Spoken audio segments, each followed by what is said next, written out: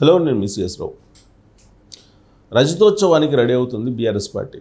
27వ తారీఖున వరంగల్ కరీంనగర్ మధ్యలో పెద్ద స్థాయిలో ఆ సభని సక్సెస్ చేయాలనేది ఆ పార్టీ యొక్క లక్ష్యం.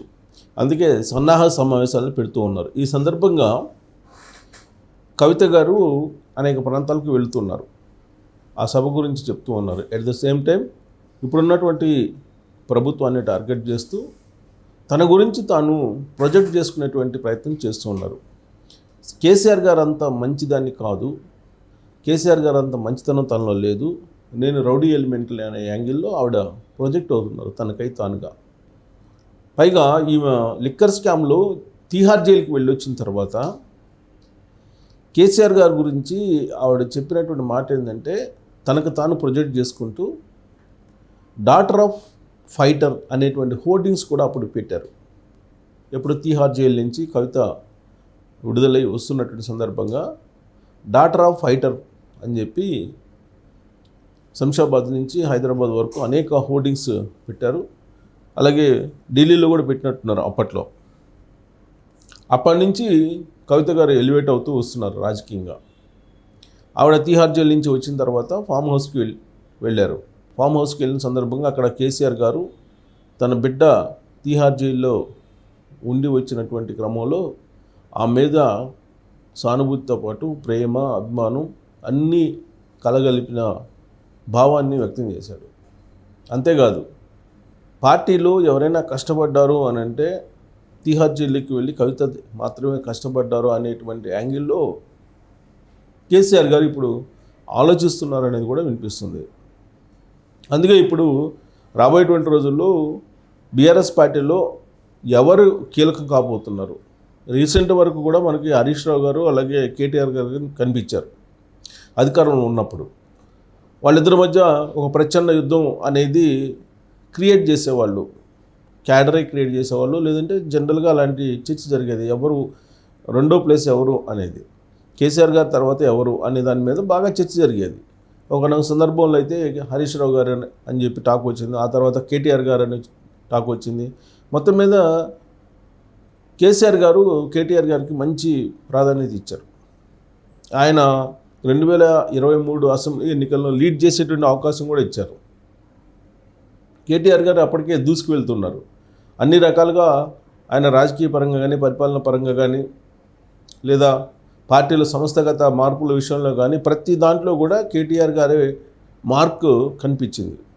ప్రతి బర్త్డేకి కాబోయే సీఎం అనేటువంటి హోర్డింగ్లు పబ్లిసిటీ పేపర్లో ఇచ్చుకున్నటువంటి దాఖలాలు కూడా కనిపించాయి మనకి. కాకపోతే 2023 ఎన్నికల్లో అధికారం కోల్పోయింది బీఆర్ఎస్ పార్టీ. దాంతో మొత్తం సీన్ మారిపోయింది బీఆర్ఎస్ పార్టీది. అసలు ప్రతిపక్ష నాయకుడే లేకుండా తెలంగాణ అసెంబ్లీ జరుగుతుంది. అలాగే ఆంధ్రప్రదేశ్ అసెంబ్లీ పరిస్థితి కూడా అలానే ఉంది. ప్రతిపక్ష నేత లేకుండానే అక్కడ అసెంబ్లీ జరుగుతుంది. కానీ తెలంగాణలో ప్రతిపక్ష నాయకుడు కేసీఆర్ గారు లేకపోయినప్పటికీ కూడా, ఫామ్ హౌస్కి పరిమితం అయినప్పటికీ కూడా, ఒక పక్క హరీష్ రావు గారు, ఇంకొక పక్క కేటీఆర్ గారు అసెంబ్లీలో రేవంత్ రెడ్డి గారిని ఉక్కిరిబిక్కిరి చేస్తూ ఉన్నారు అనేక అంశాల మీద. ఇచ్చినటువంటి హామీలను నెరవేర్చలేదని నానా హంగామా సృష్టించారు. హైడ్రా ఇష్యూలో ప్రజల్లోకి చాలా నెగిటివ్ తీసుకెళ్ళగలిగారు. అలాగే తాజాగా హైదరాబాద్ సెంట్రల్ యూనివర్సిటీ భూముల విషయంలో కూడా చాలా వ్యతిరేకత తీసుకెళ్ళగలిగారు.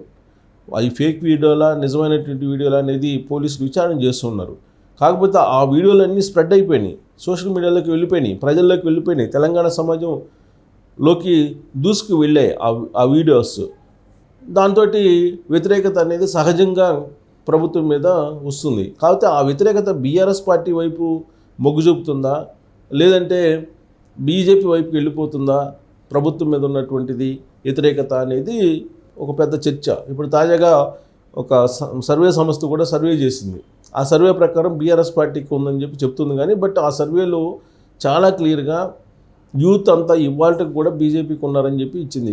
బీజేపీకి ఓట్ బ్యాంక్ పెరిగిందని చెప్పింది. బట్ ఆ సర్వే సంస్థ గత అసెంబ్లీ ఎన్నికల సందర్భంగా కర్ణాటకలో కానీ, లేదంటే తెలంగాణలో కానీ, ఆంధ్రప్రదేశ్లో కానీ వరుసగా 3 రాష్ట్రాల్లో ఇచ్చినటువంటి ఫలితాలు శుద్ధ తప్పు.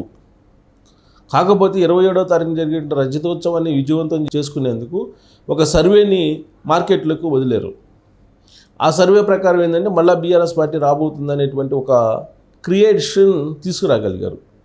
సో బీఆర్ఎస్ పార్టీ ప్రత్యేకించి కల్లగొండ ఫ్యామిలీ ప్రచారంలో చాలా వ్యూహాత్మకంగా వెళ్తూ ఉంటుంది. అందుకే తెలంగాణ ఉద్యమంలో కూడా ఉద్యమాన్ని ఉవ్వెత్తున ఎగిసేలా చేశారంటే కేవలం వాళ్ళు వ్యూహాలకు సంబంధించినటువంటి అంశమే అది. సో వాళ్ళ వ్యూహమే ఫలించింది. అలాగే రాజకీయాల్లో కూడా వాళ్ళ వ్యూహం ఫలించింది 2014 నుంచి 2023 వరకు కూడా. తెలంగాణ సమాజం మేలుకుంది, దాంతో చతికిల పడింది కల్లగొండ ఫ్యామిలీ. ఇప్పుడు మళ్ళా తెలంగాణ సమాజం తమనే కావాలని కోరుకుంటుంది అనేటువంటి భావనలోకి వాళ్ళు వెళ్ళిపోయారు. అదే చెబుతున్నారు ప్రజలకు కూడా. అందుకే ఇప్పుడు రజతోత్సవం సందర్భంగా ఒక శంఖారావాన్ని పూరించాలి, రాబోయేటువంటి రోజుల్లో బీఆర్ఎస్ పార్టీ అధికారంలోకి రావడానికి కార్యాచరణ ప్రకటించాలి అనేటువంటి ఆలోచన చేస్తున్నారు.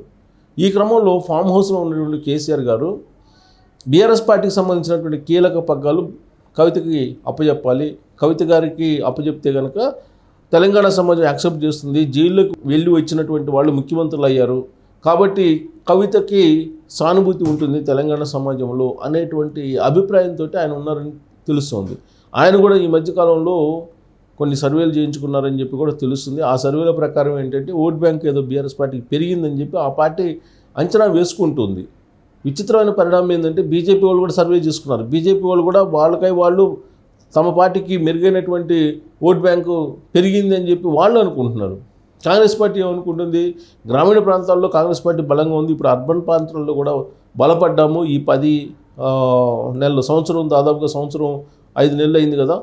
సో ఈ క్రమంలో పరిపాలన నచ్చింది, పరిపాలన బాగుంది కాబట్టి అర్బన్ ప్రాంతాల్లో కూడా బలపడ్డామని చెప్పి కాంగ్రెస్ పార్టీ ఊహించుకుంటుంది. సో ఇక్కడ ఏ పార్టీకి ఆ పార్టీ బలపడుతున్నామని చెప్పి ఊహల్లో ఉన్నాయి. వాళ్ళకి సంబంధించినటువంటి సర్వే సంస్థలు కూడా ఏం కావాలో అదే ఇస్తూ ఉన్నాయి.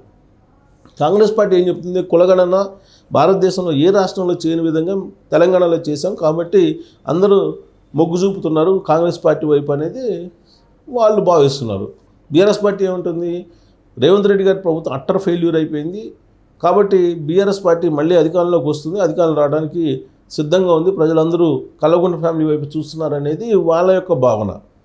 బీజేపీ ఏంటి, అసలు డబుల్ ఇంజిన్ సర్కారు తెలంగాణలో రావాలని ప్రజలు కోరుకుంటున్నారు.